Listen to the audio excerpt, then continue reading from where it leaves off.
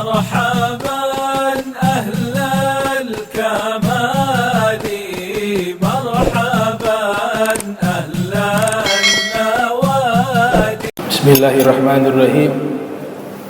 Assalamualaikum warahmatullahi wabarakatuh.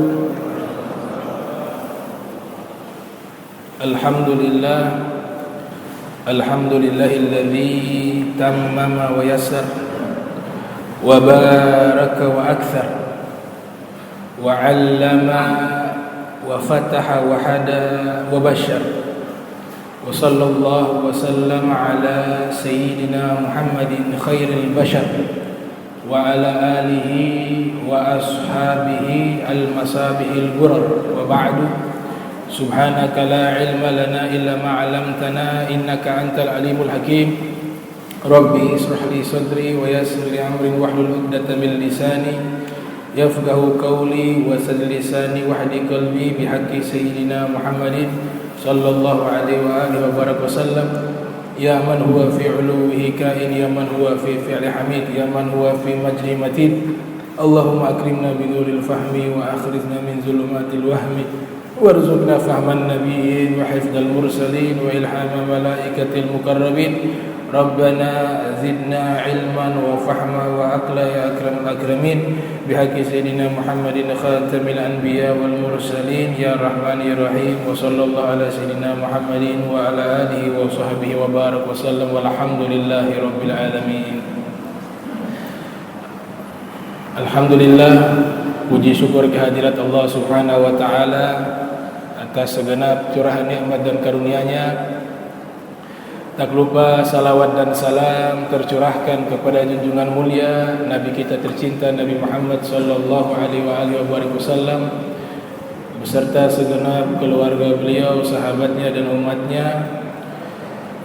Kemudian yang saya muliakan, yang saya hormati para imam Masjid Al-Muhajirin, Al-Habib Alwi, juga warga Fala Jawa 1, Tanah Raja, Keratuan Tidore dan sekitarnya, dan juga dari tempat yang lainnya, khususnya juga di warga Fala Jawa 2 yang juga ikut hadir di masjid yang dirahmati Allah Subhanahu wa taala. Kita lanjutkan masih pengantar dari ilmu hadis.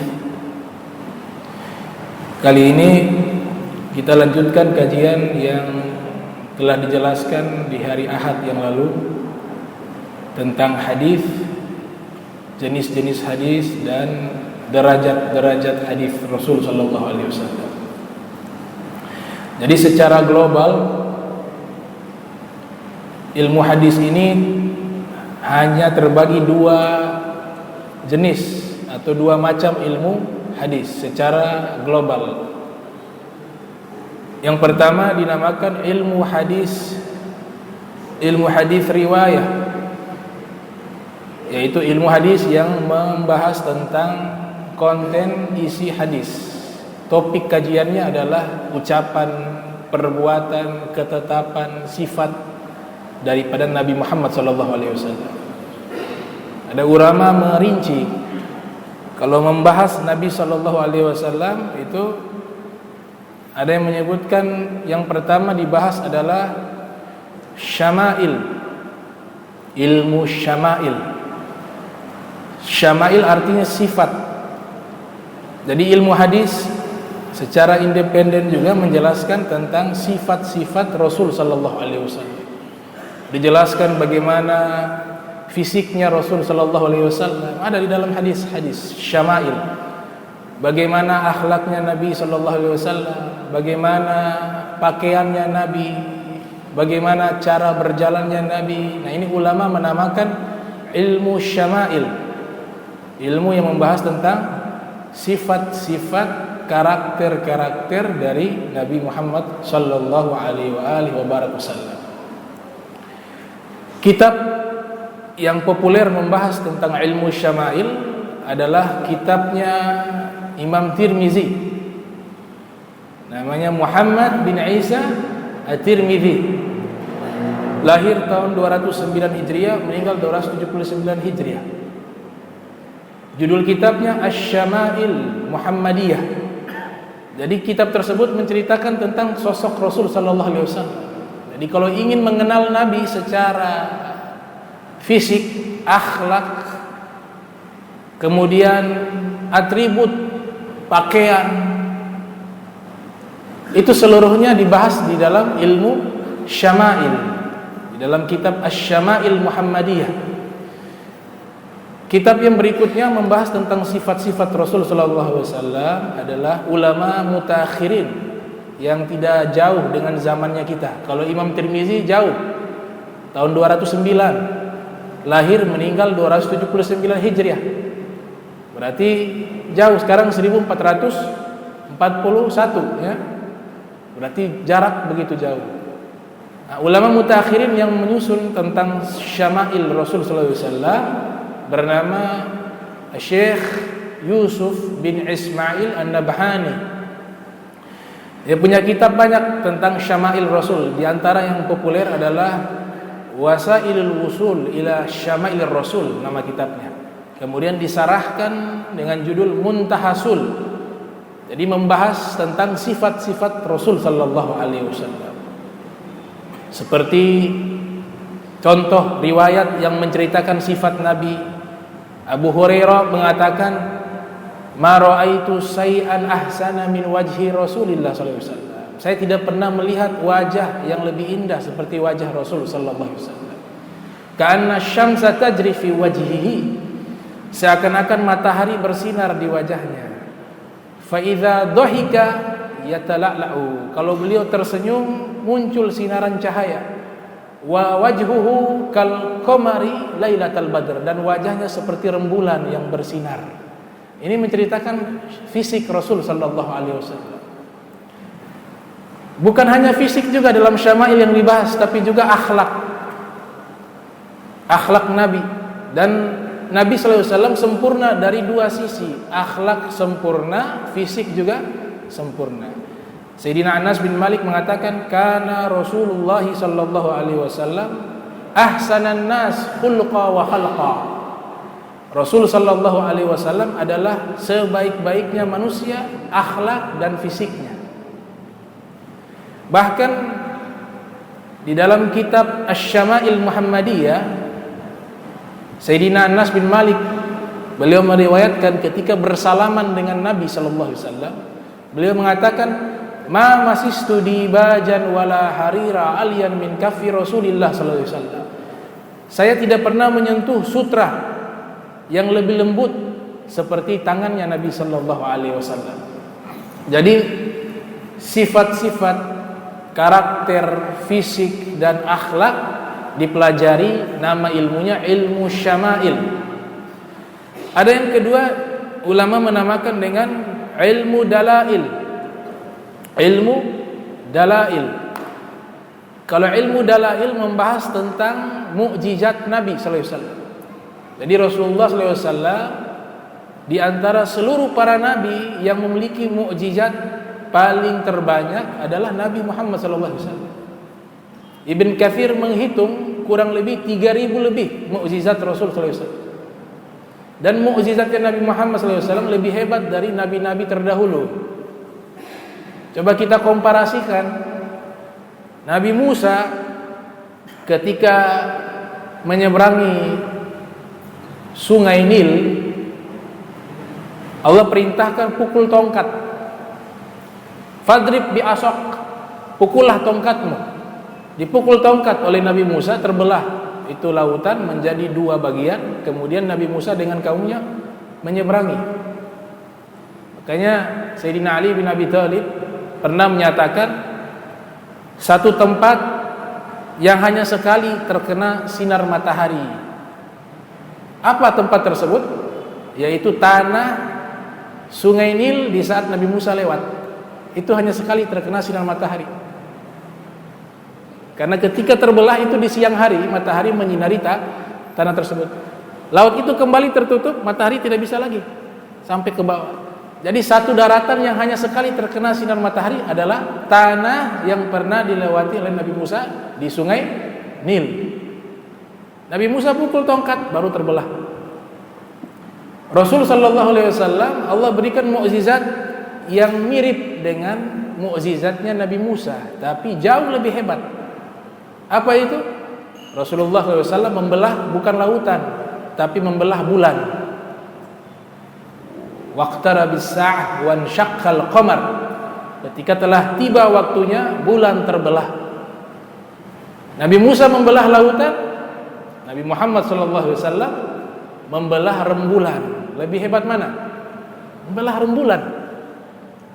Nabi Musa alaihissalam ketika kaumnya meminta air minum, ada 12 suku.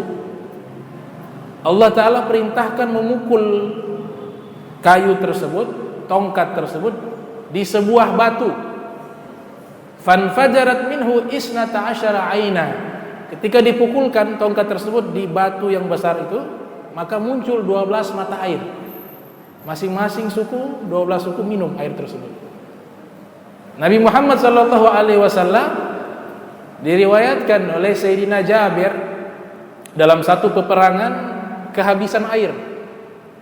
Sahabat Nabi kehabisan air dan jumlahnya ribuan.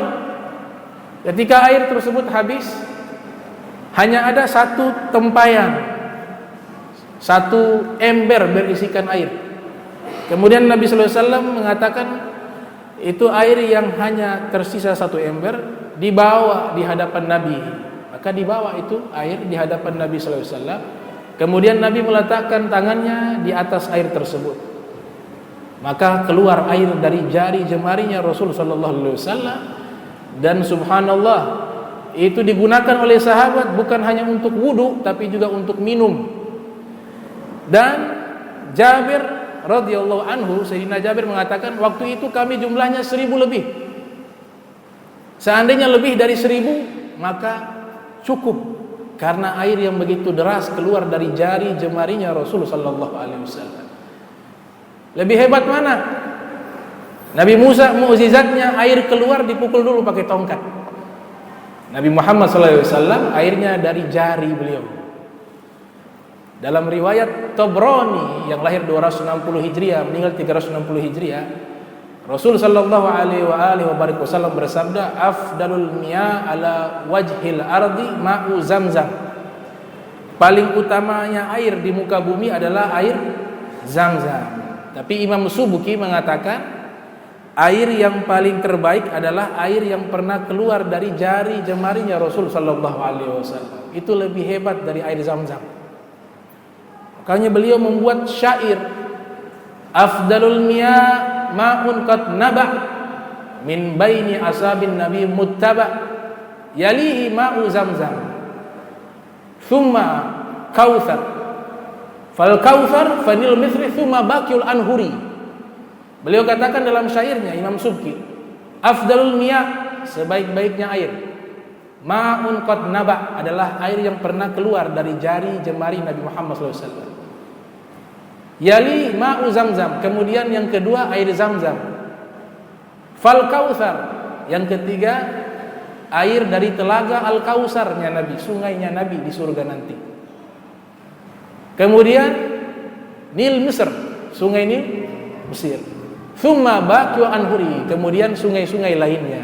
Imam Subki meletakkan air terbaik adalah air yang keluar dari jari jemarinya Nabi Muhammad sallallahu alaihi wasallam. Bahkan dalam satu riwayat, ketika Nabi sallallahu alaihi wasallam menggendong Sayyidina Hasan dengan Sayyidina Husain, beliau meletakkan jari, masih bayi Sayyidina Hasan dan Husain. Jari beliau dimasukkan ke dalam mulut Sayyidina Hasan sama Sayyidina Husain, keluar susu.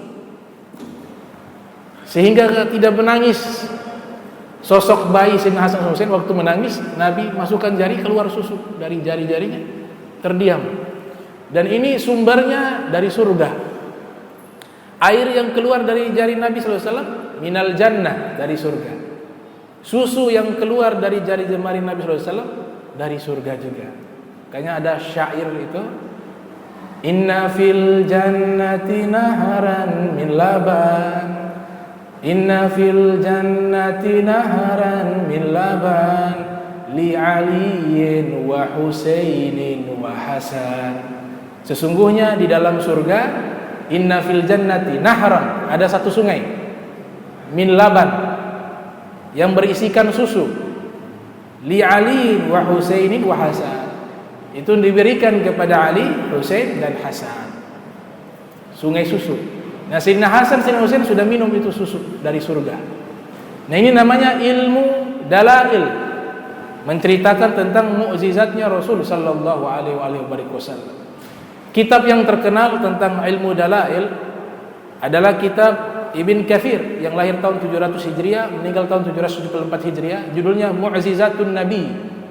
Itu menceritakan mukjizat Rasul, 3000 lebih mukjizat Nabi Muhammad sallallahu alaihi wasallam. Jadi salah jika ada pernyataan mengatakan Nabi Muhammad sallallahu alaihi wasallam mukjizatnya sedikit, Nabi Isa lebih banyak, Nabi Musa lebih banyak. Tidak, mukjizatnya Nabi sallallahu alaihi wasallam lebih banyak dari seluruh para nabi dan para rasul.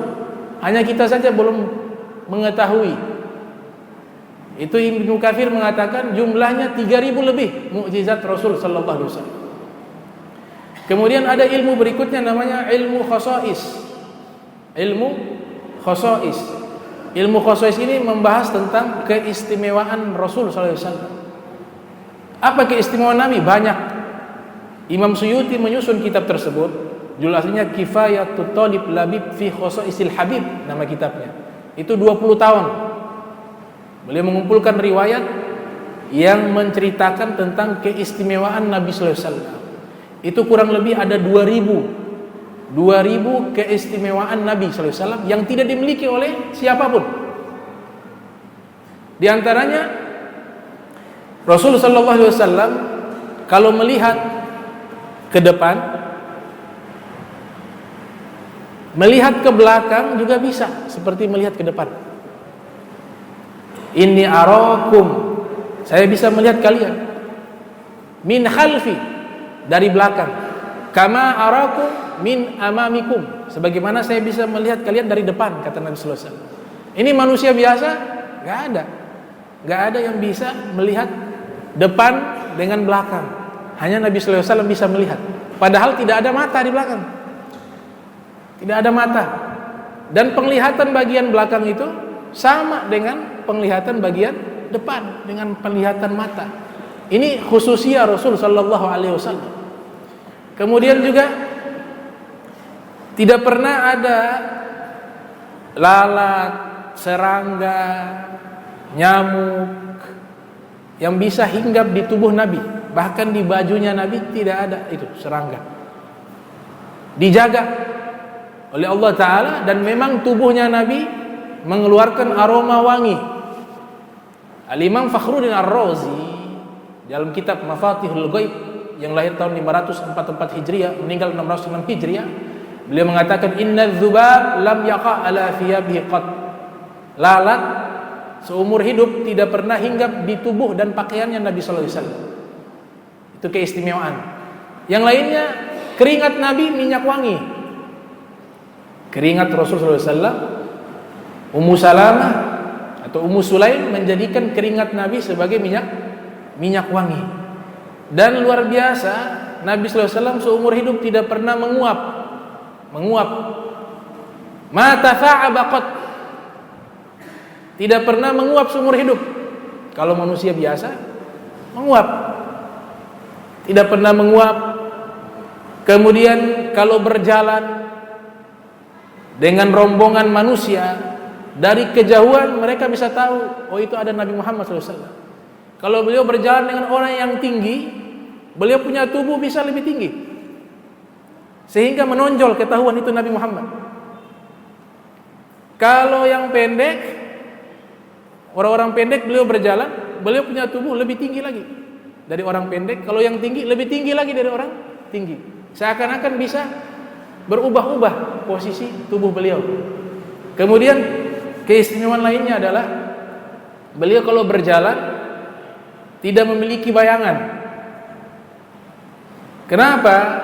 Karena beliau juga cahaya menyinari cahaya, dan cahaya Nabi lebih hebat dari cahaya matahari sallallahu alaihi wasallam. Cahaya Nabi lebih hebat dari cahaya matahari. Nah, ini namanya ilmu khosais, tentang keistimewaan Rasul sallallahu alaihi wasallam. Yang keempat namanya ilmu fadail. Ilmu fadail membahas tentang keutamaan Nabi. Tadi keistimewaan, ini fadail, keutamaan Nabi sallallahu alaihi wasallam. Di hadapan Allah Nabi paling utama, paling dicintai, paling dekat dengan Allah Ta'ala adalah Rasulullah sallallahu alaihi wasallam. Di Zubat dikatakan wa arsala ruslahu bil huda wa dinil haqqi liyudhhira ya wa dinil haqqi bahira wa khassa min bainihim Muhammadan falaysa ba'dahu nabi wa abada faddalahu ala jami'i man siwa fahuwa syafi'u wal habibu lil ilah. Dalam nazam Zubat dikatakan Allah mengkhususkan di antara seluruh makhluk, seluruh manusia itu Nabi Muhammad sallallahu alaihi wasallam, dan tidak ada nabi setelah Nabi Muhammad sallallahu alaihi wasallam. Faddalahu ala jami'i man siwa, Allah mengutamakan beliau melebihi makhluk yang lain. Fahuwa syafi'u wal habibu lil ilah, beliau adalah orang satu-satunya orang yang bisa memberikan syafaat di hari kiamat, wa habibu lil ilah, dan juga kekasihnya Allah Subhanahu wa taala. Itu Nabi Muhammad sallallahu alaihi wasallam. Keutamaan Nabi banyak. Nabi Musa waktu ingin menghadap Fir'aun, beliau punya lisan tidak terlalu fasih seperti Nabi Harun. Makanya diminta doa agar Nabi Harun menemani beliau menjadi nabi. Rabbi israhli sadri. Doa pertama Nabi Musa, ya Allah lapangkanlah dadaku. Nabi Musa meminta kepada Allah, baru Allah lapangkan. Tapi kalau Nabi Muhammad SAW tidak meminta, Allah kasih. Alam nashrah laka sadrak. Bukankah kami telah melapangkan dadamu? Tanpa meminta, Allah berikan. Kalau Nabi Musa minta dulu, baru Allah kasih. Nabi Muhammad SAW tidak minta, Allah sudah kasih duluan. Ini fadail. Kemudian Nabi Musa mengatakan, Rabbi israhli sadri wa yassirli amri. Mudahkanlah urusanku. Minta dulu, baru Allah kasih. Nabi SAW tidak minta kemudahan, Allah sudah kasih. Inna ma'al usri yusra. Ada sulit, saya kasih kemudahan. Nabi Musa minta agar fasih berbicara. Wahlul 'uqdatan min lisani. Lepaskanlah simpul-simpul di lidahku agar aku bisa berbicara dengan fasih. Wahlul 'uqdatan min lisani. Minta dulu baru dikasih. Tapi Nabi Muhammad Allah berikan tanpa meminta. Fa inna ma yassarnahu bilisanik. Fa inna ma yassarnahu bilisanik. Kami akan mudahkan lidahmu membaca Al-Qur'an tanpa minta, dimudahkan. Bahkan Nabi dilarang baca. Waktu ada Jibril membawa wahyu, kemudian malaikat Jibril membacakan firman Allah di hadapan Nabi, Nabi ikut membaca. Seakan-akan ingin menghafal bacaan tersebut. Kemudian turun wahyu mengatakan la tuharrik bihi lisanaka bi. Jangan kau gerakkan lidahmu wahai Rasulullah. La tuharrik bihi lisanaka bi. Jangan kau gerakkan lidahmu. Inna jam'ahu wa qur'ana. Kami yang kumpulkan Al-Qur'an di dalam hatimu, kata Allah Ta'ala, tanpa harus membaca. Nah, ini fadail, keutamaan Rasul sallallahu alaihi wasallam. Kemudian ilmu yang kelima namanya sirah nabawiyah. Sirah nabawiyah. Kalau fadail, kitab yang terkenal namanya Al-Wafa bi Fadailil Mustafa, disusun oleh Imam Zawzi Al-Bughdadi yang lahir 510 Hijriah, meninggal 597 Hijriah. Nama kitabnya Al-Wafa bi Fadailil Mustafa. Kemudian ilmu yang kelima namanya sirah nabawiyah, sejarah Nabi Muhammad SAW. Ini menceritakan Nabi dari kecil, dari lahir, ya, bahkan sebelum lahir dikisahkan biografi Rasul SAW. Mulai dari sukunya, orang tuanya, kakeknya, kemudian mulai Nabi lahir, tumbuh, kemudian dewasa, seterusnya sampai diangkat menjadi Nabi, sampai meninggal dunia. Ini namanya sirah nabawiyah. Jadi ada 5 ilmu, objek kajiannya terfokus kepada Nabi Muhammad SAW. Yang pertama tadi namanya ilmu syama'il. Yang kedua namanya ilmu dalail. Yang ketiga namanya ilmu khasais. Yang keempat namanya ilmu fadail. Yang kelima namanya sirah nabawiyah. Kemudian secara global saya nyatakan tadi ilmu hadis terbagi 2. Ilmu hadis riwayah, ilmu hadis dirayah. Kalau ilmu hadis riwayah menceritakan tentang konten isi hadis. Kalau ilmu hadis dirayah menceritakan metodologi pengambilan hadis dan juga cara menilai hadis dari sanadnya dan juga matannya. Itu namanya ilmu hadis dirayah.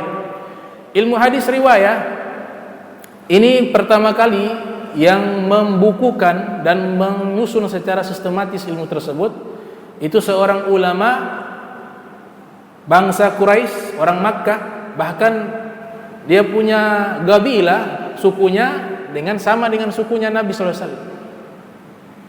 Namanya Al-Imam Muhammad bin Muslim bin Abdullah bin Ubaidillah bin Sihabuddin Az-Zuhri Al-Quraisy, lahir 50 Hijriah, meninggal 125 Hijriah.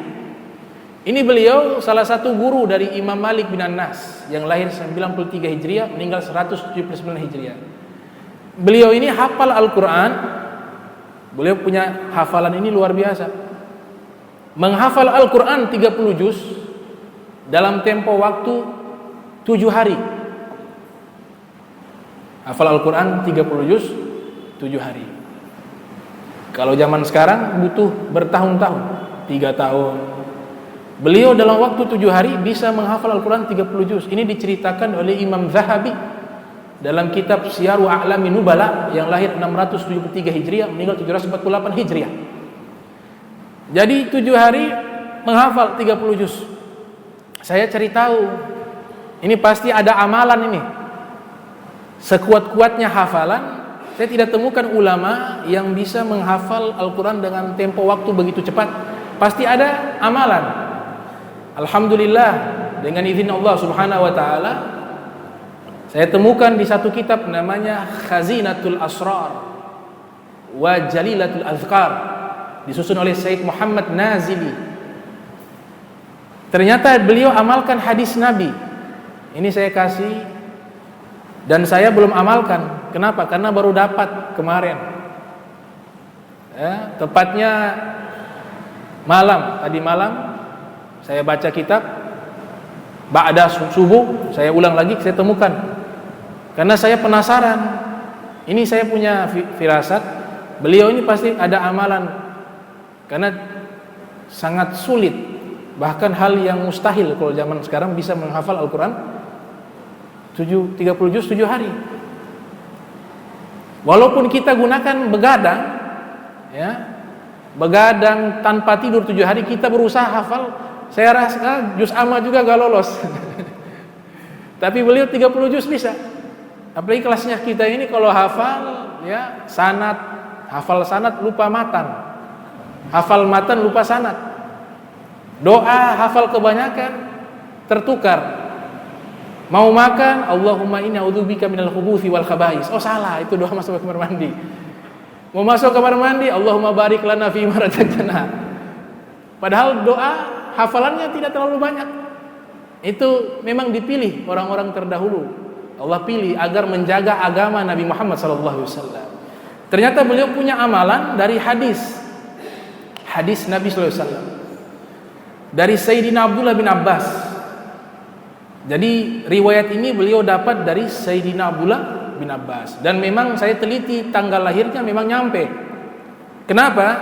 Karena Abdullah bin Abbas meninggal tahun 68 Hijriah. Beliau lahir tahun 50. Ketemu berarti. Meninggal 125. Ibnu Abbas itu waktu Nabi meninggal usia 15 tahun. Berarti masih muda. Nabi meninggal tahun 11 Hijriah, Ibnu Abbas usianya 15 tahun. Ibnu Abbas mendapatkan ilmu ini dari Nabi Muhammad SAW. Sayyidina Abdullah bin Abbas mengatakan, ya Rasulullah, saya mau minta ilmu agar hafalan saya kuat. Nabi mengatakan, mau saya ajarkan amalan, bukan saya kasih solusi bagaimana biar hafalan kuat. Kalau di kitab Ta'limu Ta'lim itu disebutkan makanan-makanan yang memperkuat hafalan, ada tuh disebutkan. Seperti makan kismis. Kemudian menghindari membaca batu nisan, orang meninggal ada tulisan nama, jangan dibaca, itu menghambat hafalan. Kemudian jaga pandangan jika maksiat. Kemudian jangan melihat kotoran ketika buang air besar. Kalau melihat kotoran menghambat hafalan. Bahkan dikatakan juga ya, kalau mandi jangan telanjang bulat sehingga tidak melihat aurat, karena ketika melihat aurat sendiri sekalipun itu mengurangi hafalan. Itu di dalam kitab Ta'lim Muta'allim. Tapi Nabi mengajarkan hal yang berbeda. Nabi katakan, ala wa'allimuka, mau aku ajarkan padamu amalan. Dia katakan, mau ya Rasulullah.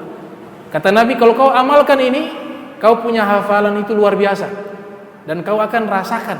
Dan ini sudah diteliti, sudah diuji coba oleh para ulama, mujarrab. Cuma ada syarat. Syaratnya amalan ini hanya bisa diamalkan orang usia di bawah 60 tahun. Yang sudah 60 tahun memang agak susah juga. Ya, kalau hafal nanti keluar angin tiup sudah hilang. Tapi yang masih muda masih bisa amalkan. Masih bisa amalkan. Makanya ada pepatah mengatakan, masalul ladzi yata'allamu fis sigar kanaksi alal hajar wa mathalul ladzi yata'allamu fil kibar kalladzi yaktubu alal ma'. Ini riwayat. Dikatakan orang yang belajar di waktu kecil bagaikan mengukir di atas batu. Sulit, tapi ada bekasnya. Ada bekasnya. Tapi kalau belajar di waktu sudah tua, seperti mengukir di atas air. Mudah. Maksudnya mudah di sini, pahamnya mudah. Tapi untuk melekat di otak itu susah. Di air kita tulis, hilang. Tertulis tapi hilang. Maka amalan ini syaratnya di bawah 60 tahun. Apa Nabi katakan? Kamu ambil satu wadah tostun, kemudian taktub. Wadah tersebut kau tulis menggunakan minyak za'faron. Tahu minyak za'faron, minyak wangi za'faron. Tulis surat Al-Fatihah pakai jari, itu minyak wangi dioleskan di jari, tulis di wadah tersebut surat Fatihah dari awal sampai akhir. Walaupun tidak nampak tulisan, tapi seakan-akan lagi menulis. Taruh Al-Quran di samping sambil tulis. Kemudian tulis juga surat Al-Muluk dari awal sampai akhir. Tulis juga surat Al-Hasyr dari awal sampai akhir. Tulis surat Al-Waqi'ah dari awal sampai akhir. Jadi 4 surat ditulis. Ketika sudah ditulis, tusabbu alaihi ma'u zamzam, dituangkan di atas wadah tersebut air zam-zam. Kalau tidak ada air zam-zam, air hujan juga bisa. Air hujan yang dari langit langsung, jangan yang bekas di genteng. Ini di sini Ternate ini genteng ini ada tai kucing juga ada. Cari yang langsung dari langit, ditampung, ditaruh di wadah tersebut. Setelah itu campur dengan luban kemenyan Arab 3 miskol. Nanti cari tahu miskol itu beratnya berapa. 3 miskol. Berapa gram itu saya lupa. Kemudian 10 miskol madu dicampur di air tersebut. Kemudian setelah kemenyan, madu, sukar, gula, taruh juga 10 miskol, diaduk, kemudian diminum di waktu sahur, karena setelahnya puasa syaratnya. Jadi air itu diminum untuk sahur. Ketika sudah minum sahur, niat puasa, karena dia punya amalan ini setelah minum air tersebut, hari itu, besoknya itu, atau hari tersebut dia harus puasa 1 hari. Nah, sebelum sahurnya ini artinya jangan mendekati subuh, karena ada amalan setelah minum kita diperintahkan oleh Nabi sholat 2 rakaat dulu. Jadi pahamnya, dia punya urutannya. Jadi minum itu air, kita sahur minum, kemudian kita sholat 2 rakaat. 1 rakaat baca Al-Fatihah 50 kali,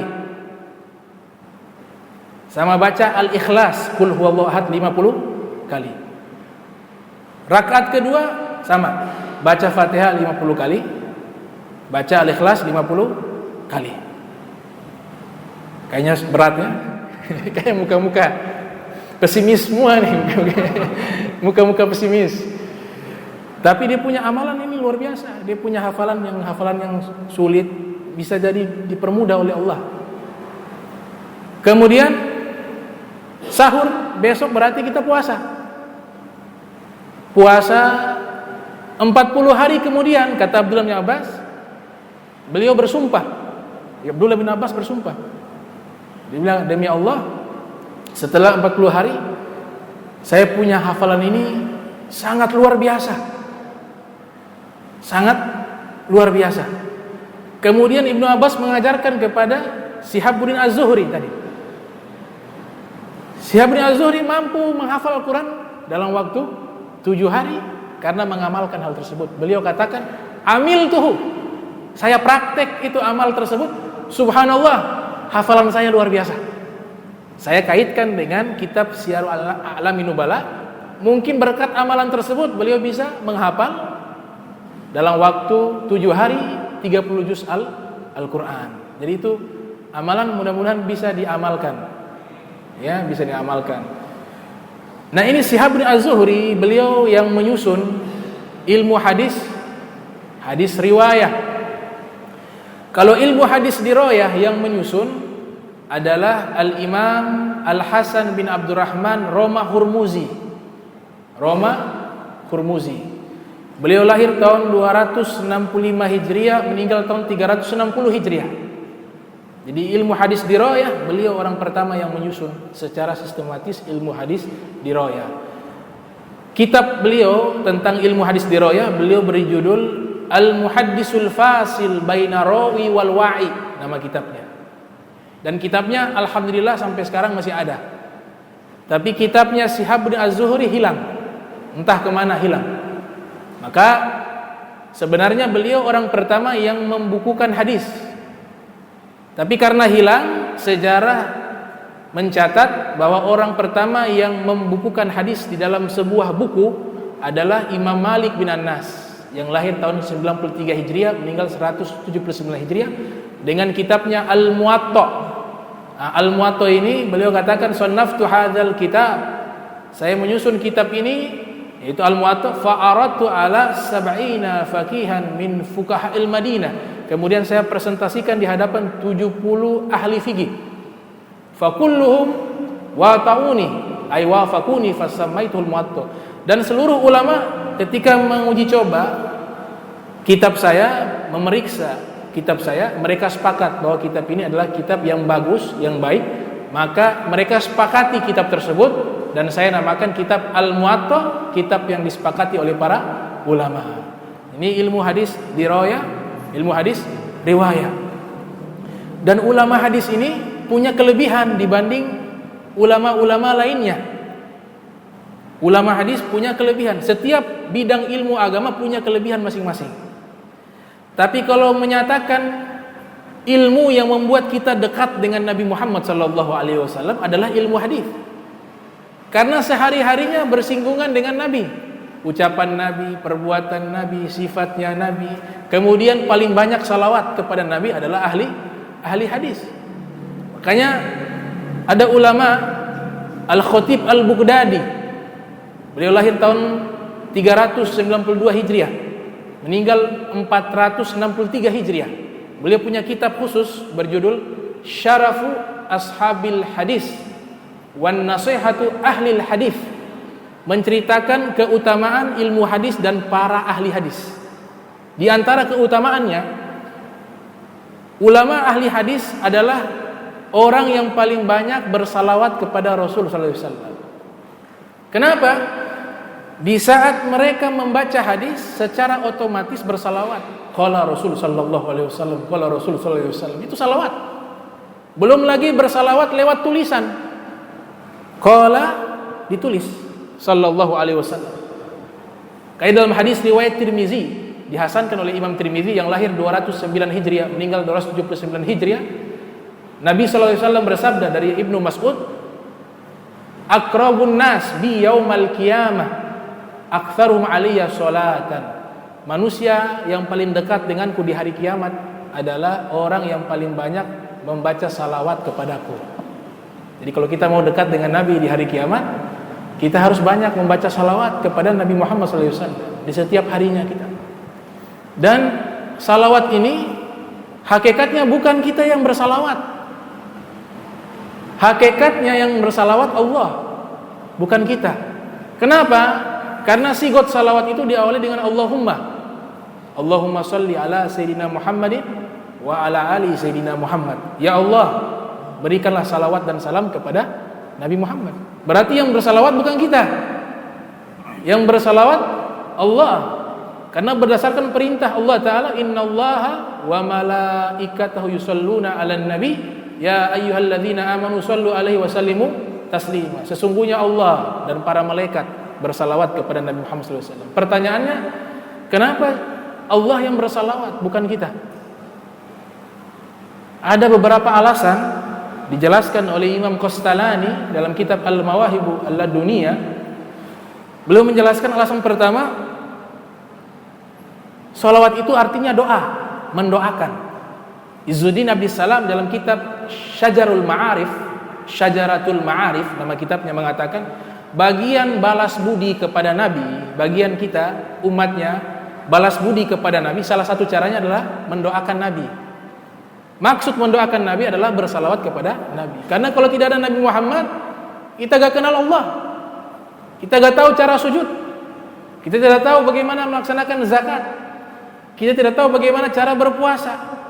Kita tidak tahu bagaimana cara melaksanakan ibadah haji. Bahkan kita mungkin tidak tahu itu namanya surga. Bahkan mungkin kita tidak akan masuk surga kalau tidak ada Nabi Muhammad SAW. Maka salah satu cara balas budi kepada Nabi adalah mendoakan Nabi. Nah, pertanyaan kita salawat artinya kita mendoakan Nabi. Kita selaku umatnya bingung mendoakan apa kepada Nabi. Kita doakan Allahumma gfir lahu, ya Allah ampunkanlah dosa Nabi. Nah, Nabi tidak punya dosa. Rasulullah ya taqaddama min dzambika wa ma ta'akhkhar. Imam Syafi'i ketika menafsirkan ayat ini, beliau mengatakan bukan Nabi yang dimaksud di ayat tersebut. Bukan Nabi. Dalam tafsir Imam Syafi'i, saya punya kitab namanya Tafsir Al-Imam Syafi'i yang lahir tahun 150, meninggal 204 Hijriah. Imam Syafi'i menafsirkan Allah telah mengampuni dosa-dosa yang lalu. Yang lalu di sini adalah Nabi Adam. Karena Nabi Muhammad tidak pernah bikin salah. Allah menjaga Nabi tidak pernah berbuat salah. Sekalipun tidak pernah. Dan Allah merasa berat jika mengaitkan dosa kepada Nabi. Karena manusia yang paling suci adalah Nabi Muhammad SAW. Jadi tidak pernah. Imam Syafi'i menafsirkan taqaddam, dosa yang lalu itu Nabi Adam. Beliau menceritakan Nabi Adam pernah makan buah khuldi. Wa ma ta'akhkhar, dan dosa-dosa yang akan datang adalah dosa umatnya, bukan dosanya Nabi Muhammad SAW. Dosa umatnya. Kenapa bisa diampuni keduanya? Nabi Adam diampuni, umatnya juga insya Allah kalau dapat syafaat Nabi diampuni, karena berkat Nabi Muhammad SAW. Nabi Adam berdoa pakai nama Nabi. Allahumma inni atawassalu ilaika bi Muhammadin illa ghafartali. Ya Allah, aku bertawassul kepadamu dengan nama Nabi Muhammad, tolong ampuni saya. Ya Adam, kaifa arafta Muhammad wa lam akhluqhu ba'du. Wahai Adam, dari mana kau tahu tentang nama Nabi Muhammad padahal aku belum ciptakan? Nabi Adam mengatakan, anta a'lam, engkau maha tahu ya Allah. Lamma khalaqtani biyadik wa nafahta fiyya min ruhik, rafa'tu ra'si fara'aitu ala gawaimil ars maktuba la ilaha illallah Muhammad Rasulullah. Waktu engkau ciptakan saya ya Allah, kau masukkan ruh ke dalam tubuh saya, maka saya punya pandangan mata melihat ke dinding ars, tiang-tiang ars. Ternyata di situ ada tulisan la ilaha illallah Muhammad Rasulullah. Fa'alimtu, maka saya yakin tidak ada satu nama yang jika dinisbatkan dan digandengkan dengan namamu illa ahabu khalqi ilaik, pasti itu kekasihmu. Kata Allah, shadaqta ya Adam, benar wahai Adam. Fa innahu la ahabul khalqi ilayya, itu nama tersebut Itu Nabi Muhammad SAW, dia adalah makhluk yang paling saya cinta. Is-sa'alta bihaqqihi ghafartulak. Kalau kau doa bawa nama Nabi Muhammad, saya ampuni dosamu. Laula Muhammad ma khalaqtuka. Kalau bukan karena Nabi Muhammad, aku tidak ciptakan engkau wahai Nabi Adam. Ini hadis riwayat Hasan. Hadis riwayatnya bagus. Disebutkan dalam kitab Qasasul Anbiya Ibn Katsir. Umatnya juga kita ini masuk surga berkat syafaat Rasul sallallahu alaihi wasallam. Berkat umat daripada umat Nabi Muhammad sallallahu alaihi wasallam. Ini Nabi Muhammad sallallahu alaihi wasallam. Jadi kalau paling dekatnya kita ini cara balas budi kepada Nabi bingung. Allahumma ighfir lahu, enggak ada dosa. Allahumma adkhilhul jannata, ya Allah tolong masukkan Nabi Muhammad ke dalam surga. Apalagi beliau yang pegang kunci surga. Allahumma rfa' darajatahu, ya Allah tinggikan derajatnya paling mentok sudah. Paling puncak udah gak ada lagi sudah. Karena kita bingung doa apa ya kepada Nabi Muhammad, sedangkan bagian balas budi kepada Nabi kita bersalawat. Sudah serahkan kepada Allah, Allah yang tahu. Makanya Allah yang salawat kepada Nabi Muhammad sallallahu alaihi wasallam, bukan kita. Itu alasan pertama. Alasan kedua, kita yang ada ini mengucapkan salawat dan salam mungkin banyak kekurangan. Karena kita belum mengenal siapa Nabi Muhammad sallallahu alaihi wasallam. Kita belum tahu pangkat Nabi Muhammad sallallahu alaihi wasallam sehingga terasa biasa. Penghormatannya kurang. Taunya hanya sebatas tertulis di kitab-kitab dan ceramah-ceramah. Sayyidina Abu Bakar Siddiq mengatakan ma'araftu Muhammadan illa billah. Sayyidina Abu Bakar Siddiq mengatakan, saya tidak mengenal Nabi Muhammad sallallahu alaihi wasallam. Yang saya kenal hanya bayangannya saja. Kalau Sayyidina Abu Bakar Siddiq hidup sezaman dengan Nabi, sahabat dekatnya Nabi Muhammad sallallahu alaihi wasallam mengatakan, saya tidak mengenal Nabi Muhammad kecuali hanya bayangannya saja. Bagaimana dengan kita? Maka kita tidak tahu pangkatnya Nabi. Kita tidak tahu kedudukannya Nabi. Maka kita serahkan kepada Allah yang bersalawat, karena Allah yang tahu kedudukan Nabi Muhammad sallallahu alaihi wasallam. Ahli hadis paling dekat dengan Nabi Muhammad sallallahu alaihi wasallam. Mereka dekatnya bukan hanya dengan lisan, tapi dengan tulisan.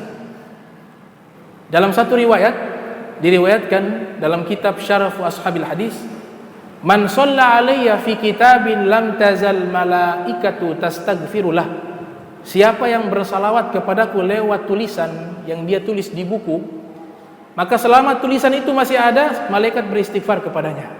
Jadi salawat itu bukan hanya dengan lisan, dengan tulisan juga bisa. Makanya ulama hadis dulu bercapek-capek menulis hadis. Dalam kitab Qimatuz Zaman Indal Ulama, ini kitab terbaru, ulamanya tahun 70-an, namanya Syekh Abdul Fattah Abu Guddah, nama ulama tersebut. Dia punya kitab bagus tentang harga waktu di sisi ulama, Qimatuz Zaman Indal Ulama. Beliau ceritakan biografi Yahya bin Ma'in, sahabat dekatnya Ahmad bin Hanbal. Yahya bin Ma'in mengatakan, katabtu biyadi alfi hadis. Saya menulis dengan tangan saya 1 juta hadis Nabi Muhammad SAW. 1 juta hadis Nabi ditulis dengan tangannya. Berapa banyak salawat yang tertulis sampai saat ini? Kalau ada tulisan salawat di dalam kitab-kitabnya Yahya bin Ma'in, beliau dapat istighfarnya malaikat walaupun beliau sudah meninggal hampir ribuan tahun yang lalu.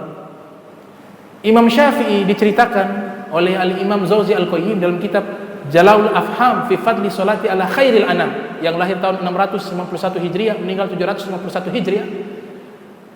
Imam Syafi'i waktu meninggal dunia, beberapa ulama bermimpi Imam Syafi'i dibawa ke surga, diarak bagaikan seorang pengantin masuk ke dalam surga. Subhanallah, diarak ke dalam surga bagaikan seorang pengantin, sama malaikat dimasukkan ke dalam surga. Dalam mimpi tersebut ulama ini bertanya kepada Imam Syafi'i, kau punya amalan apa sehingga engkau diperlakukan sedemikian rupa, diberikan kemuliaan, masuk surga dengan arak-arakan malaikat? Maka Imam Syafi'i tidak menjawab. Tiba-tiba terdengar suara hatif mengatakan dia punya amalan yang menyebabkan mendapatkan kedudukan seperti ini karena beliau menulis salawat di bagian akhir kitab risalah, dan salawat ini dipakai buku Majmu' Syarif. Orang kalau baca tahlilan itu ada salawat Imam Syafi'i. Ini salawat karya Imam Syafi'i murni, yaitu Allahumma sholli ala Muhammadin kullama dzakaraka dzakirun wa ghafala an dzikrika ghafilun. Itu salawat ditulis di kitab risalah. Gara-gara menulis salawat tersebut, Imam Syafi'i masuk ke dalam surga dengan arak-arakan malaikat. Lewat tulisan salawat kepada Nabi Muhammad sallallahu alaihi wasallam. Diceritakan di dalam kitab, dulu ada seorang nasakh yang mengkoreksi kitab-kitab hadis di masa Daulah Abbasiyah. Jadi di zaman itu mereka sudah mulai juga menulis hadis, cuma mungkin karena rasa berat menulis salawat terlalu panjang, disingkat pakai huruf shad. Jadi qala shad, ada nama Nabi pakai singkat shad. Maksud shad sini sallallahu alaihi wasallam. Ibnu Hajar Haytham mengatakan hukumnya makruh menyebutkan nama Nabi lewat tulisan tapi tidak menulis salawat, makruh. Beliau memberikan solusi, kalau menulis banyak ada cara tulis nama Nabi. Kalau memang terlalu banyak kecapean, ketika nama Nabi ditulis dia bersalawat Allahumma shalli ala Muhammad. Kalau memang terlalu banyak, tapi paling afdol ditulis karena dapat fadilah tadi, malaikat istighfar. Madama ismi fi dalikal kitab, kata Nabi, selama nama saya masih ada di dalam kitab tersebut, selama itu pula malaikat istighfar kepada orang yang menulis salawat kepadaku, kata Nabi Muhammad SAW. Akhirnya ini nasakh karena mungkin rasa ta'zim. Ini agama butuh penghormatan, bukan hanya butuh dalil, butuh insting cinta yang tidak bertentangan dengan Al-Quran dan Sunnah. Karena cinta itu tidak bisa direkayasa. Cinta itu fitrah manusiawi yang tidak bisa direkayasa. Makanya kisah Laila Majnun menjadikan satu ilustrasi contoh cinta yang sebenarnya kepada Allah. Lewat rumahnya Laila, namanya Qais bin Malik, dia cinta kepada Laila. Laki-laki ini hampir diberikan gelar Majnun, gila, karena cintanya kepada Laila. Dia lewat rumahnya Laila, dia cium dinding rumahnya Laila. Dikatakan kau orang gila. Dia katakan amurru ala diyari Laila ukabbilu dzal jidara wa dzal jidara wa ma hubbu diyari wa ma hubbu diyar sagafna qalbi walakin hubbu man sakana diyara. Dia katakan saya lewat rumahnya Laila, saya cium dinding rumahnya bukan karena saya cinta kepada rumah, tapi saya cinta kepada penghuni rumah tersebut. Ekspresi kecintaannya dia ekspresikan seperti itu. Maka ini nasakh karena rasa cinta dan ta'zim kepada Nabi.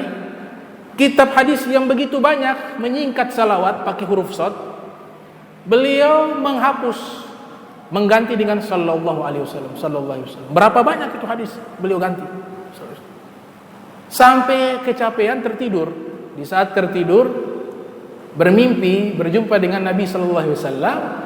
Kemudian Nabi katakan kepada nasakh tersebut bahwa saya menjamin dirimu masuk ke dalam surga karena engkau telah menulis salawat kepada diriku di dalam kitab-kitab hadis. Itu jaminan dari Nabi sallallahu alaihi wasallam. Kenapa? Penghormatan kepada Rasul sallallahu alaihi wasallam. Itu keutamaan ahli hadis yang pertama, mereka paling dekat dengan Nabi Muhammad sallallahu alaihi wasallam. Keutamaan kedua ahli hadis, orang yang sibuk dengan hadis Nabi, mendapatkan doa Nabi. Doa Nabi Muhammad SAW khusus diberikan kepada orang-orang yang menghafal hadis Nabi. Dalam hadis riwayat Tirmizi, Rasulullah SAW bersabda, Nazarallahu mra'an sami'a minna syai'an.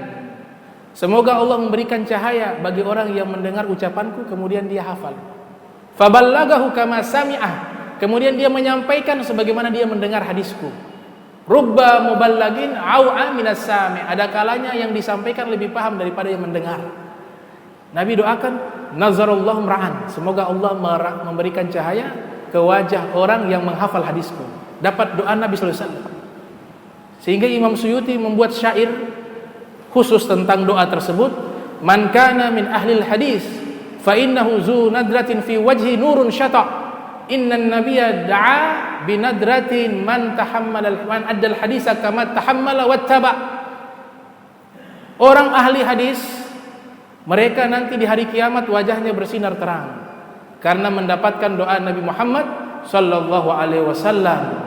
Ketika mereka menghafal hadis dan menyampaikan hadis dan mengamalkan hadis tersebut, mendapatkan doa Rasul sallallahu alaihi wasallam. Jadi dari penghafalan hadis paling minimalnya 40 hadis. 40 hadis kata ulama, insyaallah dapat bagian doa tersebut. Kayaknya disusun namanya Arba'in An-Nawawi, Arba'innya Ibnu Mubarak dan lain-lainnya ulama. 40 hadis itu standar minimal mendapatkan doa Rasul SAW menghafal 40 hadis. Maka kalau masih kuat hafalan, coba hafal itu Arba'in Nawawi hanya 40. Diawali dengan innamal a'malu binniyat. Ya, ditutup dengan hadis tentang pengampunan dosa. 42 hadis. Hafal, dapat doa Nabi, plus di yaumil qiyamah dia dibangkitkan menjadi fuqaha dan ulama. Jadi fuqaha dan ulama dengan menghafal 40 hadis. Nah, insyaallah nanti kita lanjutkan lagi tentang keutamaan para ahli hadis di pertemuan berikutnya. Mudah-mudahan yang hadir di tempat ini di Masjid Al-Muhajirin dipanjangkan umurnya, disehatkan badannya, diluaskan rizkinya, diampunkan dosanya, dan berkumpul bersama Nabi Muhammad sallallahu alaihi wasallam dan mendapatkan syafaat beliau di yaumil qiyamah. Amin ya rabbal alamin. Allahumma jam'ana hadza jam'a marhumah wa tafarraqana min ba'di tafarraqa ma'sumah wa la taj'al minna wa la minna syaqiya wa la mahrumah. Allahumma nadhih qulubana 'anil ta'alluqi biman dunak waj'alna min qaumin tuhibbuhum wa yuhibbunak. Subhanaka bihamdika asyhadu an la ilaha illa anta astaghfiruka wa atubu ilaik. Wa sallallahu ala sayyidina Muhammadin wa ala alihi wa sahbihi wa barik wa sallam wa lafu minkum. Wassalamu alaikum warahmatullahi wabarakatuh.